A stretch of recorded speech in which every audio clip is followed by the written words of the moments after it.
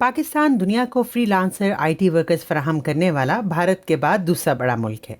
हाल ही में सियासी हालात की वजह से 3 दिन के लिए मुल्क भर में इंटरनेट बंद कर दिया गया, जिसकी वजह से अखबारी रिपोर्ट्स के मुताबिक टेलीकॉम सेक्टर को तकरीबन 1.5 अरब रुपए से ज़ायद का नुकसान हुआ और इस सेक्टर से हासिल होने वाले टैक्स की मद में हुकूमत को तकरीबन 574 मिलियन रुपए का नुकसान हुआ।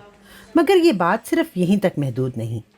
आईटी सॉफ्टवेयर पे जो इम्पैक्ट आया है वो समझें कि पर डे 6 से 7 मिलियन डॉलर का आया है, लेकिन उससे बड़ा इम्पैक्ट जो हमें नजर आ रहा है वो आ रहा है एक ब्रांड इमेज डिस्टर्ब होने का। हमारा एक ब्रांड बहुत खासा एक इमेज जो है ग्लोबल कस्टमर्स के लिए, इंटरनेशनल कस्टमर्स के लिए वो बड़ा इम्पैक्ट हुआ है। आईटी इंडस्ट्री जिसमें फ्रीलांसर्स हैं, फिर आपको पता है कि जो आईटी इनेबल कंपनीज हैं लाइक फूड पांडा है, बाइकियां हैं, करीम है, उनका एक बहुत बड़ा इम्पैक्ट है जो कि ज्यादातर डेली वेजेस वाले लोग हैं, तो वो बड़ा इम्पैक्ट हुआ है एज एन इंडस्ट्री।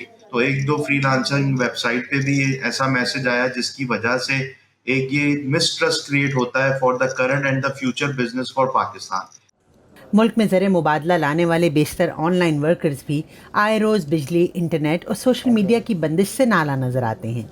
अर्निंग ज़रूर डॉलर में है पर काम आसान नहीं।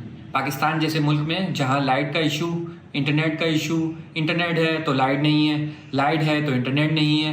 अगर आप हमारा इंटरनेट भी बंद कर देंगे, ये भी नहीं होगा, तो इससे हमारा तो नुकसान होगा ही होगा, गवर्नमेंट का भी नुकसान हो रहा है। जितनी टीम मेरे पास बैठी हुई है, लाइक 5 से 10 या 15 लड़के बैठे हुए हैं, उन सबको नुकसान हुआ। वो सब की सैलरी मुझे मेरे अकाउंट में ऐड हुई, ठीक है। उसके अलावा जो क्लाइंट्स थे वो भी, उनकी नाराजगी भी मेरी तरफ आई।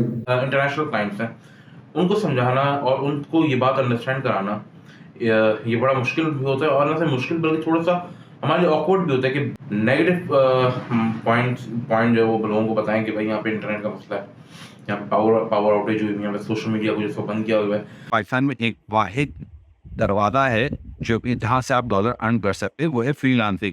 अगर इसी तरह से सूरत हाल रही पाकिस्तान के अंदर के इंटरनेट की सर्विसेज अवेलेबल नहीं, बिजली की सर्विस अवेलेबल नहीं, तो मुझे लगता है कि ये दरवाज़ा बहुत जल्द बंद हो जाएगा।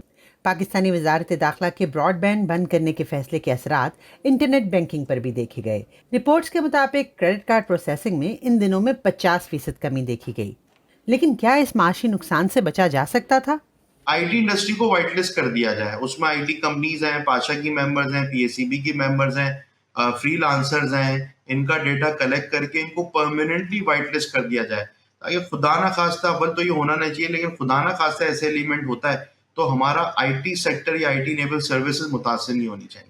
पाकिस्तान टेलीकम्युनिकेशन अथॉरिटी के मुताबिक पाकिस्तान में इंटरनेट इस्तेमाल करने वालों की तादाद 128 मिलियन से ज़्यादा है और टेलीकॉम इंडस्ट्री से हासिल होने वाला सालाना रेवेन्यू 694 बिलियन रुपए है।